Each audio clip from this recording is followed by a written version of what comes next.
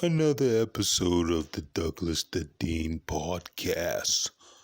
Like, comment, and subscribe. But let me just jump into the shits.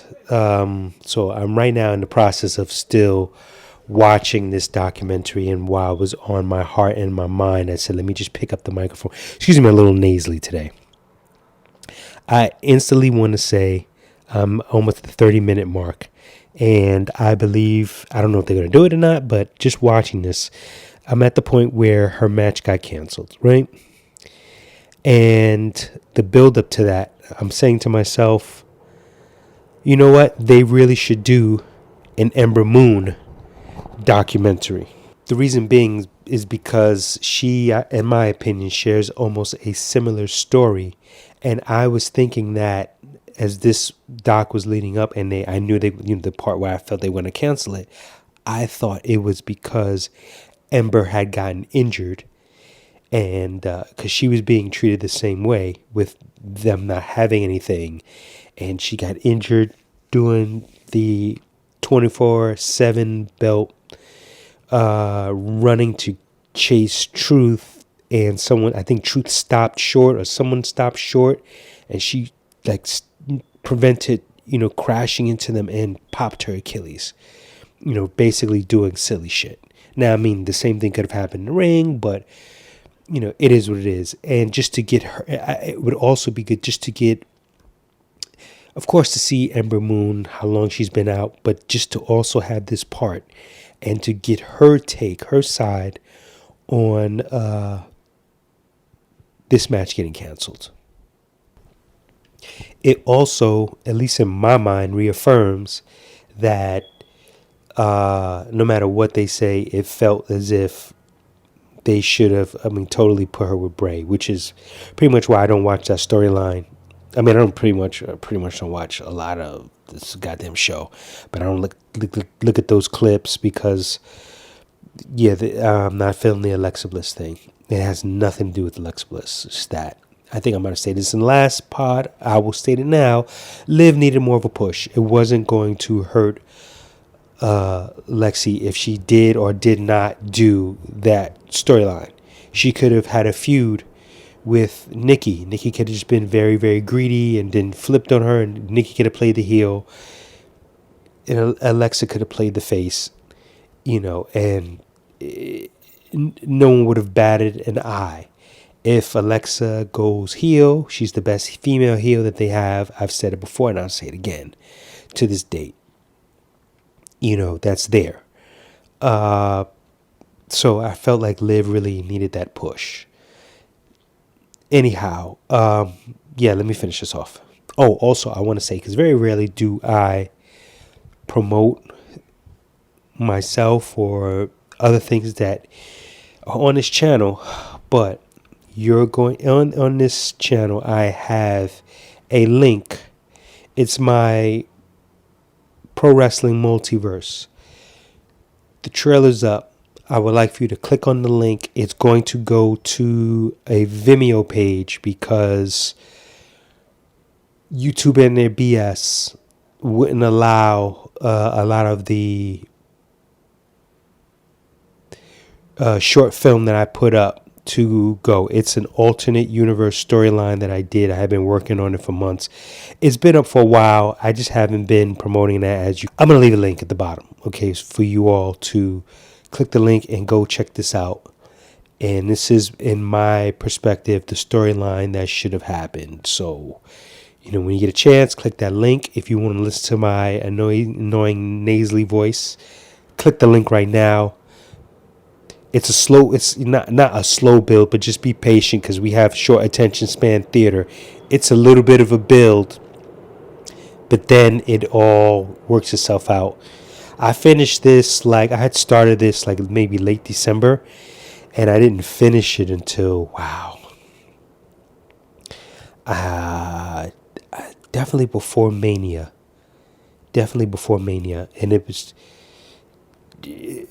was a journey, and then putting it up on the tube and then having to take it down. I put it in different parts, and them because of the content and yada, yada, yada. So when you get a chance, just hit the link. Check it out for yourself. Let me know what you think. And I shall return. Let me finish off with this doc. Paul Heyman is such a bullshit artist. Such a snake oil salesman. And I swear, that's who Donald Trump should have hired as his mouthpiece instead of the other two females. Should have hired Paul Heyman. Paul Heyman can sell sugar to a diabetic. So Liv Morgan is a confused kid who just wants the world to see her, yada, yada, yada, yada, yada, and yet she's chasing Lana in a love affair storyline. Yeah, he should have worked for Trump. It wouldn't even be a voter, whatever. Yeah. Anyhow, he would have got reelected if he had Paul Heyman on the side. He then goes on to say that nobody wants a label at that age placed on them. The moment you put her in this stupid story arc that basically went anywhere, you put two labels on her. Somewhat of an adulteress and a rider for the LGBT community. This is the character that she was portraying. So those are automatically two labels as far as I'm concerned. Snake oil salesman, man. Snake oil. Sugar for John Diabetes. John Diabetes, we have a pound of sugar for you. Okay. We'll just back that truck right up. Even hearing Liv reveal that storyline, if you look at it, it almost looks like she's holding in, wanting to laugh. It's just my take on it. And here's what else is wayward. I mean, just according to this documentary. You heard Paul Heyman say his thing. You heard what she said.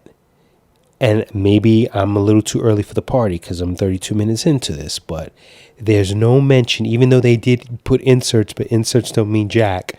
There's no mention of these video vignettes that she has been shooting, which led up to her hijacking that wedding. No talk whatsoever. You hear Paul Heyman talk and you see the inserts of that video vignette or the vignettes, but there's no talk, which shows me that this is all bullshit. And she also said her ideas weren't getting anywhere, and the other ideas that were proposed weren't getting anywhere. So I wonder what some of the ideas outside of her own were proposed. Outside of the darker character that she had wanted to play, that I completely forgot about. The videos of her in the rain and cutting her hair off and all that stuff like that. And she wasn't going to show anyone how she looked and yada, yada, yada. This is why I don't even watch anymore. It's like not even a wonder why this shit isn't that company's in the trash. It's in trash, guys. But I'm going to leave that for another time. It's another conversation for another time. And it's not coming out the trash anytime soon, contrary to whatever bullshit you might believe that they're going to tell you. You young kids need to start effing waking up and stop believing everything that you hear. And by the way, I just paused on the part where Liv is about to walk out and she's looking at Sarah. And Sarah's even laughing at it. Come on. Read between the lines. Also, wow, this just popped in my brain because Miro had even revealed that her little backstory was nothing more just to get a pop out of the audience. Pop. Pop. Pop. I say that word 3 times because it's going to come up, but not in this episode. Another time. It was nice to hear her comment on the WrestleMania match with Natty because doing my critique of it, that was actually the first match, and I was giving it high praise because they actually looked like they were actually having a great time. And I recall like my thought process. which was they look like this is what you would see them doing inside the gym when they're getting their reps. You're seeing, we haven't seen Liv do what she was able to do, and her always training with, I could see her always training with Natalia. And now we're getting a glimpse of like the fun that they have inside, of the ring that we don't normally get to see. And that to me was displayed in that WrestleMania match. Okay, I'm finished. I was actually surprised. I thought for a fact that this was going to happen. That they were going to show the footage that I had seen, because I was like, oh man, I'm probably going to insert this into this commentary, and you all can be the judge of it. There was a post on IG, and I'm not sure if it was on her page or not, but she's in the ring with some cat training another wrestler. I think he's an indie guy. I mean, unless he's recently got signed to, the other two. And she's fucking doing shit that I was like, my mouth was open. I was like, yo, how come we don't see her doing this in the ring? And they're like, okay, yeah, now I understand. But she's got a lot more to give, just based off this video that I saw. I was like, yo, like, she really has a lot more in ring skill sets than what we're seeing. So anyhow, side note, seeing the just my reaffirmation, seeing her back with Ruby, and there's no way in this video you cannot say that Ruby Riott is not pretty. Anyone disputing that, GTFOH, that's what I'll say, and I'll leave it at that. Anyhow, it kind of, I knew that was going to end up happening right after they dudded with the wedding, that they were going to end up getting back together. I wasn't expecting them to get rid of Sarah, but I do believe that if Sarah wants to come back, if she ever decides that she wants to come back after she has her child, it's not going to be hard. All she has to do is wait after the next round of layoffs. And if those two young ladies aren't cut, I'm talking about this is like April, the week or so after WrestleMania when they fire people, right? All she has to do is take a video of her in the ring, busting ass, because I've seen her. I don't know who the young lady is. I can't remember her name. Something Cohen. She's a fitness guru, strength training, something Cohen. And she wanted to feel like, what it would be like to learn how to wrestle. And Sarah Logan was teaching her how to wrestle. And I was like, wow, she's a really good instructor. So that means, to me, she has it, pretty much to a pretty good science. Anyhow, all she has to do, Steffi Cohen, that's her name, Steffi Cohen. All she has to do is do a really good video of her in the ring, working some shit out, and put it out there. And that little greedy bastard, he don't want anybody to play with his quote-unquote toys. He's not going to want AEW getting that. He's not going to want Impact. He's going to re-sign her. It's just a waiting process. Just like I know that within the next few months, probably after, I don't know, I'm not going to say it. Within the next 6 months or so, you will see the Iconics back as well. I will say my theory about that, and I know that this is, dedicated to Liv, but I'm on it now, so I must spit it out. Billie Kay got the best deal that she never knew she had. And you could sit up here and talk all the Peyton stuff, and I have no hate on them. It's just that when it comes to the promos, Billie steals the show. I'm a promo person. Peyton is good. Billie Kay steals the show. Now you have Billie Kay on SmackDown not wrestling and cutting promos in character, being annoying and being funny. Peyton, on the other hand, is doing well, but she can't fuck with Lacey Evans. she keeps up. She holds her own, but Lacey is the star out of those two. So she's going to get overshadowed. If you go to Lacey's channel outside of this and just watch her with her daughter, watch her on her podcast, Character for Days, I sit there and I watch her. And I'm like, I can't believe that this woman was a military person. So, yeah, I think that Billy got the better part of the deal, just that people don't recognize it yet. And I also have a theory, and I have an ishload of theories, that the reason why they got separated, this is just my crazy theory, is something that happened many moons ago. Well, before I even say that, I'm going to insert this as well. And this is something that I believe I heard Tony Atlas say a few times.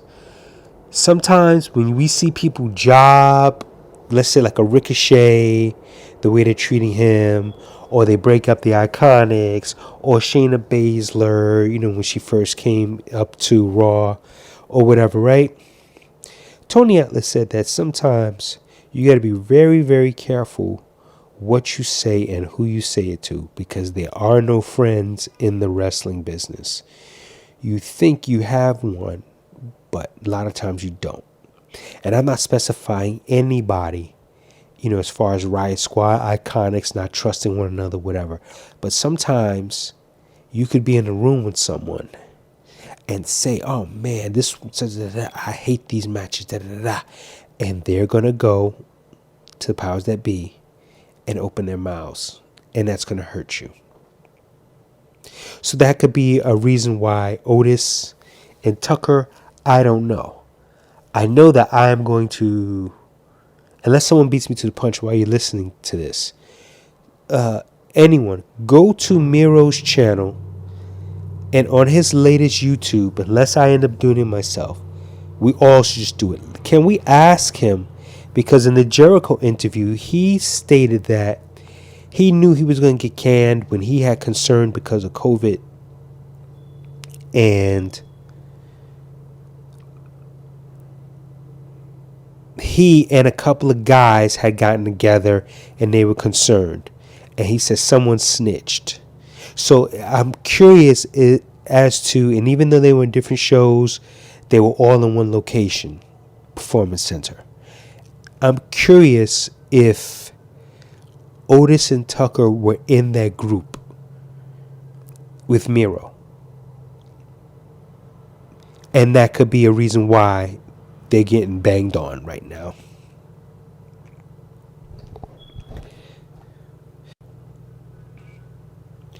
Because when you look at it, their breakup and what's happened to those two is weeks away. It's a short window from when Miro appeared on AEW. It's a even shorter window when Lana started getting put through tables. So it just makes me wonder if they were in the room. Anyhow, as I transition, my theory is many moons ago, Sasha Banks was asked who would she like to wrestle down the line. And I just found it odd that she said Peyton Royce, but never said Billie Kay. They practically grew up together, 1 or 2 years apart. They've trained together. They're tag team partners. What makes one the option over the other in her mind? And then I recently saw a video Peyton training with Bayley.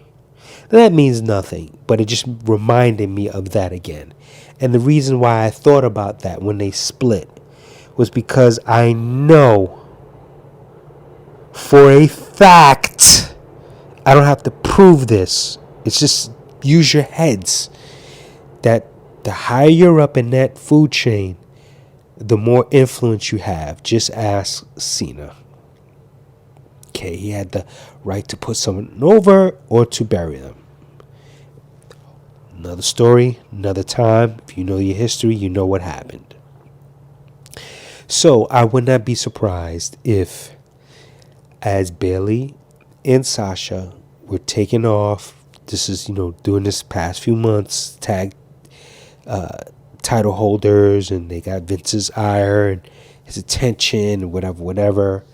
And they knew the storyline was going to end up with Sasha eventually getting the belt and whatever.